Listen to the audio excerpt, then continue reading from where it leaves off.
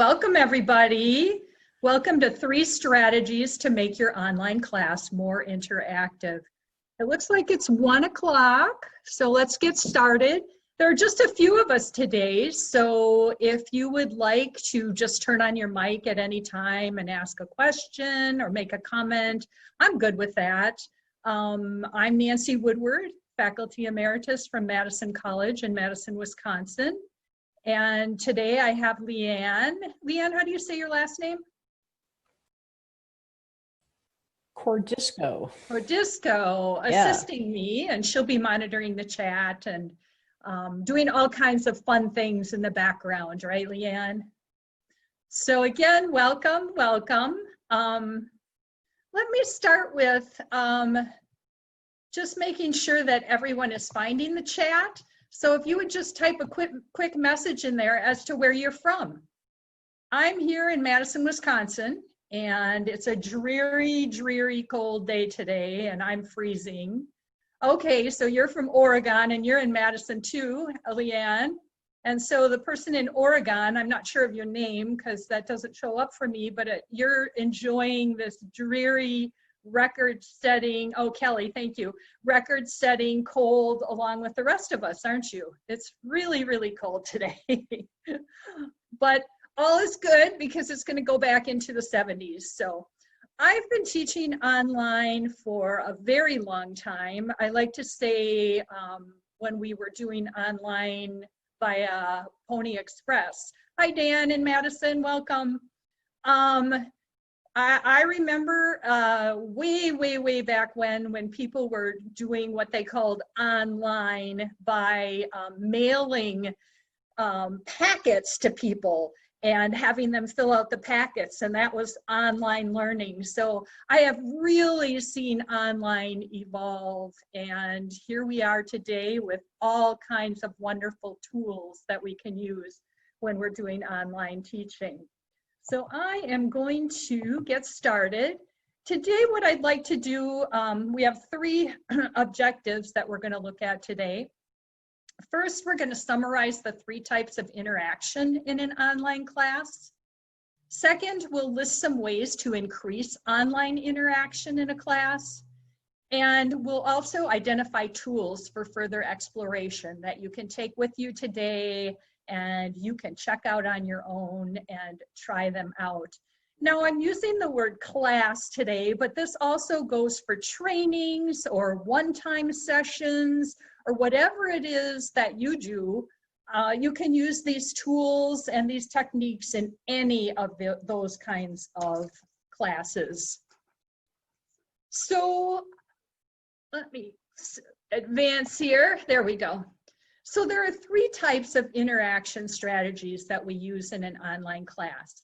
The first is student to content, and obviously that's just getting the student to interact with whatever content you're trying to get across to them.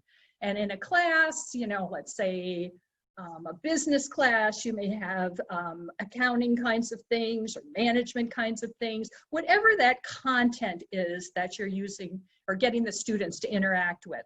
The second type of interaction is student to instructor, and that's the ways that you interact with the students.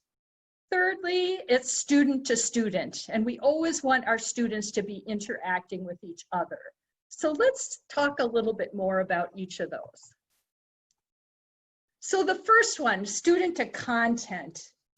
Some of those types of things I call the usual. They're the usual things we think of when students are interacting with your content. So for example, you may have a textbook or an ebook or some other kind of book that they're interacting with, and the content is incorporated in that book. You may have videos that you use, and that could be YouTube videos, it could be videos that you create, any kind of videos that are out there that you use that get across that content to your students. It could be websites. Maybe you have a group of websites that you have your students use, and they go to different websites to get information that they can use, and the websites are about the particular content that you're teaching. Or you may use articles, lots and lots of articles online that we can use in online classes, in all kinds of, whether it be journals, popular literature, whatever. There are many, many, many articles that we can use. So let me advance my slide here.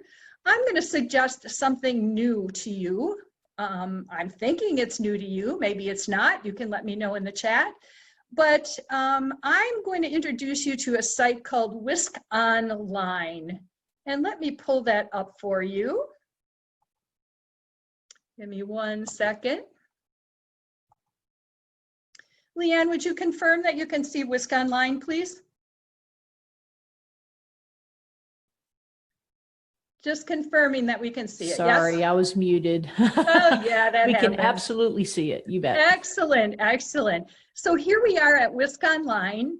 And this is actually a site that started at Fox Valley Technical College over in the Appleton area, and many, many years ago, and it's just morphed into this wonderful site. So you can look at this site, you can look along the left side, and there are all kinds of different topic areas, and those are full of games and activities that different faculty across the world literally have created and shared. But the thing I want to show you today is if I go up here to this games icon, and then I go down to build games,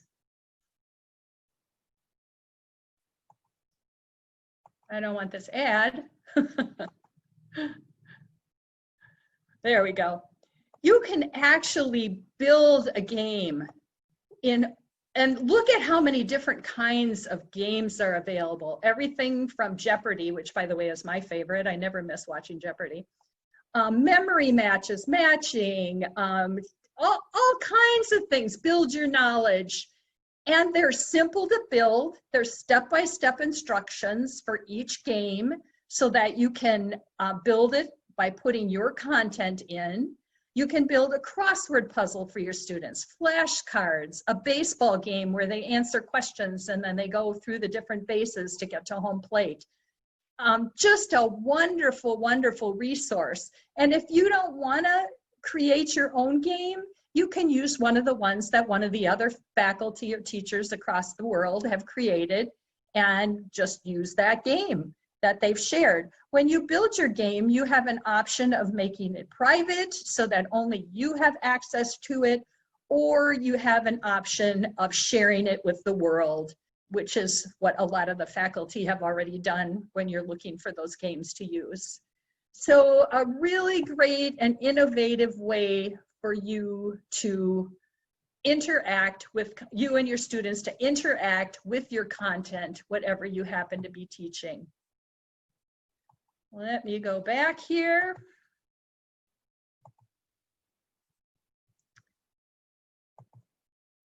All right, the next area that we'll talk about is student to instructor. And that too includes some of the usual things that you think of when you think about a student and instructor interacting. And some of those include things like giving feedback to your students. That's a great way to interact with your students. When they turn in something or when they post something in a discussion board, you can give feedback to them and interact that way so they're hearing from you and knowing that you're a real person, not just a computer. Or maybe you send out a welcome letter at the beginning of class to your students. Another great way for students to interact with their instructor. You set the stage for the class and let them know that it's a very welcoming class and that you're glad that they're in it. Maybe you post announcements for your students where they can find out what's going on during the week, what you're going to be studying that week. Is there a quiz coming up? Those kinds of things. So that's another way that we interact as instructors with our students. Also, web conferencing like we're doing today. Many, many instructors are now using Zoom or other web conferencing platforms, GoToMeeting. There's all kinds of them out there and they're all great. Google Hangouts, or Google Meet, I should say, since they've changed the name. But there are all kinds of different ways that you can interact. And finally, emails. We send our students emails and interact with them that way so that they, again, know that you are a real person that's teaching this online class. So my suggestion is maybe you want to try something new. And this is an app called Remind. And Remind allows you to text your students, but not using your phone. Instead, you're using the Remind app. And the Remind app is wonderful because it lets you again, text those students, but they don't know it's coming from a website called remind.com. So let's take a look at that. Take a quick look at what it looks like. So this is just a fake class that I set up for Remind. And so what I would do is I would set up my class in here. I would add my students. They would get an email that would allow them to opt into Remind. So they don't have to opt in.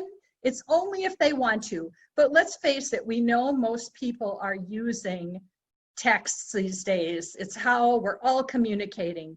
So by giving them that option, it just gives them another way of interacting with you. So what a great way to remind your students that there's a quiz or a test coming up. What a great way to remind them of an assignment that's coming up. And you wouldn't even necessarily have to do this with just a class. If you're doing trainings, you have ways that you can interact through Remind with your students by sending them a text to remind them of the training date and time, to remind them that you've posted handouts for them, to remind them to check their email to get those handouts, all kinds of different ways that you can use it.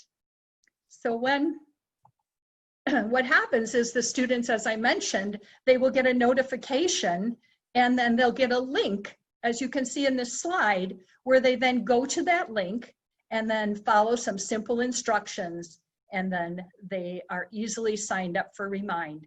Again, your cell phone is not at all involved with this. Everything is done through the remind.com app. You can also just go in and set up an account and try it out and see how you like it.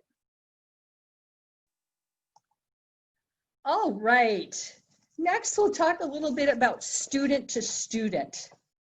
So some of the ways that we think of when we think of student to student interaction include things like using discussion boards. A lot of times students will use an asynchronous discussion board so they can have a discussion with each other throughout the week. Maybe you use some of the Google tools, including Google Docs. Google Docs is a great way. You can have students work on collaborative assignments in Google Doc, where they're all working on the same assignment together. You can do peer reviews where you set up students in small groups or in pairs, and they can look after each other's work and give each other feedback and suggest changes to that work before they turn it in. You could do a wiki. A wiki is another way that students can make a collaborative document. I've had students make mini books by each contributing a chapter, a mini chapter to a wiki. And then they have this great resource that they can take with them at the end. So today, I'm also suggesting a tool called Padlet. And Padlet is, I guess I would call it a bulletin board.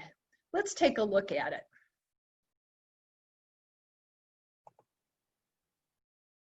Okay.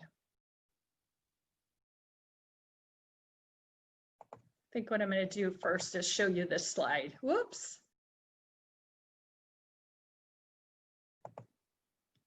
Oh my goodness, my computer is not cooperating right now. Here we go. All right. So this is a Padlet that I created for a class at the end of summer. And the question I put out to my students is, what would you say if your dean or supervisor asked you what is the most important or interesting thing you learned in your student success class. And then each student would put their name, which I blacked out, and then just add something to the Padlet. And each of these is a sticky note that they put on here. So they just added their thoughts, and there are so many ways that you can use this. Let me give you another example of a way to use it. So this is just an example Padlet that I set up, and it's for a quiz review. And in this particular Padlet, I set it up so that I would ask the students to put in a question about something from the content that we've been studying. And then I would ask another student to answer that question. So you would have a mini quiz review before the quiz. Great way for them to come back here and review and start preparing for their test. And the way to add something to Padlet is simply by double clicking, and it gives you a sticky note, and you can change the color of it or do whatever you want. Then I usually ask students to put their name where it says title in the instructions that I give them. You can have names auto show up, but when you do that, students have to register at the site, and I know not everybody wants to go through the registration process. So as long as your instructions are clear and you have them put in their name, and then, whoops, they can add whatever question in the body of the Post-it. They can add links, they can add pictures, they can do all kinds of things here. They even can add a voice recording, they can record what's on their screen, they can do a doodle or draw something. I mean, there are so many things here that your students can add to this. So it's a great little tool to just to have available for students to review for a quiz. Here's another idea for you.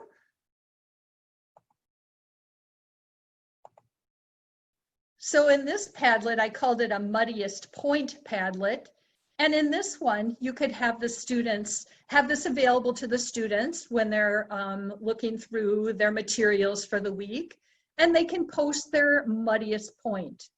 If you want it to be interactive so that students are interacting with each other, then you can have them add a comment here. So if I didn't understand a certain concept and I put that in my muddiest point, another student could do an explanation here of that particular muddy point to make, to help them to understand it. So that's really helping both students, the student who wasn't understanding this particular concept and the student who's explaining it, because we all know we learn very well when we explain things to each other.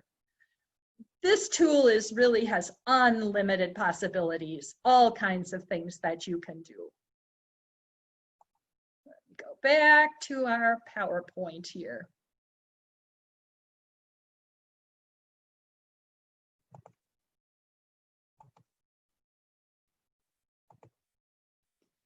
So finally, I gave you 3 more examples of things that you can check into on your own time that might be helpful to you in your practice.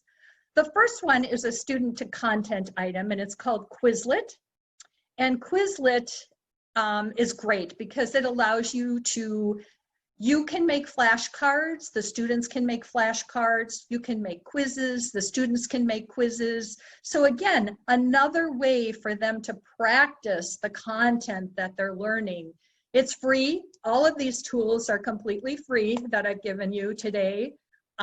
Many times with tools, there is a paid version also that offers more features, but frankly, I've used all these tools and I've never had to use the paid version. I've been perfectly happy with the free version and what I could do with it. The student to instructor example that I'm giving you here is called Flipgrid. And Flipgrid is just a wonderful little tool. It allows you as an instructor to make a short video about something, a discussion topic. And then the students make a short video in response to your video or in response to each other's videos. It sounds complicated, but it's actually super simple the way they have it set up. And to emphasize that, there's a one-page instruction sheet that you can pick up on Flipgrid that explains how to do it. That's how easy it is. It's just simply a couple of clicks. And if you're using a learning management system, your Flipgrids and many of these other tools like Padlet and Remind can all be embedded into your learning management system. And finally, the student-to-student example that I have for you is a tool called dot storming. And dot storming is similar to Padlet in that you can post notes on it, but what I like about dot storming is it allows you to then vote on which answer is the best answer. So a lot of the students enjoy that. So for example, if you have a very difficult topic that you're teaching the students, and then you can ask them to define something, whatever your topic is. And then the students can vote on which is the best definition. And they then have, again, a study guide that they can use. So great little tool. I hope you'll explore it. So that's a quick run through of some tools that you can use to make your class more interactive in the area of student to content, student to instructor, and student to student. Now I'd like to hear from you, from the two of you. Are there any tools that you're using that make your classes more interactive? You can either turn on your mic or you can put it in the chat if you don't have a mic capability. Hi, Nancy. It's Nancy. Hi. How are you? I'm doing well. We've had one class. We missed Labor Day class, so I'm getting ready for the next Monday. Ah. We used the Flipgrid videos for introductions. Yeah, great idea. Most everyone did really well with it, but a couple people had technical problems with it. So I allowed them to, I don't have my camera on right now. That's okay.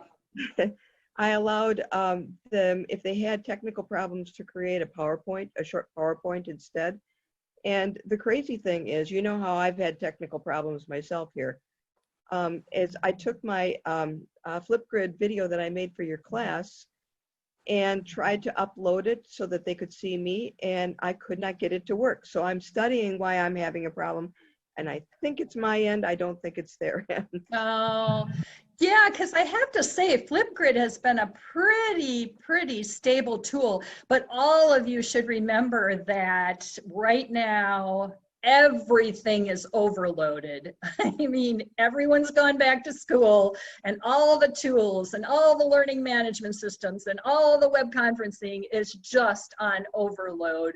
So I think we have to really, take that into account, that these first couple of weeks are going to be, there are going to be some glitches, So Pat, thank you for posting that. You haven't used any special tools yet, but it sounds like maybe you saw a couple here today that you'd like to use. So that's great. That's great. I hope so. Hello, I'm Wilma. Hi, Wilma. Hi, I'm a real lover of, what am I a real lover of? Of doing online quizzes and Kahoot. Oh, yes. Love Kahoot. And I teach at undergrad and postgrad, and they really like Kahoot. I keep the music on for them. I hate the music, but I keep it on for them. And they want quizzes every week. They're begging for quizzes, right? Yes. Yeah, Kahoot is a great tool. It really is. Those of you who haven't used it yet, Kahoot.com, again, free tool, and they can really get competitive, can't they, Wilma? When Oh they're playing gosh, Kahoot. yes, yeah. No, and unfortunately now and again people get kicked out and they can't answer a question, so they get pushed down the order, so they get really upset because you know, they were so intent on doing well. Yes, yes, yeah. Well, that's great. Oh, Leanne, Leanne posted the link in the chat. And yes, I'm with you, Wilma. I think that is a great tool. I taught a class last Thursday evening, and evening classes, as you all know, can be tough because people are tired. And so all you need to do is bring in Kahoot, and that livens things up. So good for you. So Nancy, Kahoot is just another game where, oh, Wilma, what do we compare it to? The questions show up on the screen and the students have to quickly choose there are multiple choice questions that either you've set up, or again, there are ones that you can find. I mean, there are thousands and thousands of them, and you can find one and pull it into your account and make changes to it or use it as is. The question comes up on the screen for the students, multiple choice, they choose, and you're awarded points if you get it right. And I think they take away points if you get it wrong, but then it keeps track. It shows you after each question who's in first place. You can do individuals, you can do teams. It's really a lot of fun, a lot of fun. It shows you who's had a run of right answers. Yes, so if somebody's had 3 right answers, it tells you. Yep, yes.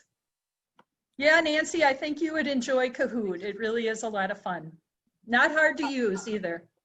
I'm sorry, they've added a lot of new things on there recently. Yeah, and Wilma, you bring up a good point. Now that we're all doing online and we're all, remote, all of the tools are adding new features. So it's not unusual to use a tool one day and then go in the next day and there's all kinds of new things, or things have changed a little bit. That is not unusual at all. So, oh, good. Dan's going to try Kahoot too. Wonderful. Yes, a fun one. Anybody else? Mentimeter. Mentimeter is a great tool. In fact, last time I did this webinar, I had a Mentimeter included. And it's another tool that you can use where you can, say you're doing a mini lecture, and in the middle of the lecture, you want to throw in a question to make sure everybody's listening. So you can put that question in and it will show you on the screen each of the answers, A, B, C, D, and how many people picked A, how many people picked B, C, and D, right in your PowerPoint. You can upload it right into your PowerPoint. And you can see, are they understanding what I'm talking about? Do I need to go over something again? Or where are we at with Mentimeter? So yeah, that's a good way, a good tool as well. Thanks for asking about that. Check it out for sure. Any other questions in the chat, or feel free to turn on your mic and ask a question. We have about another minute. Well, I always like to do exit tickets when I finish up a session. So what I'd like everybody to do is, in the chat, I would like you to just type what you're going to try in the next couple of weeks.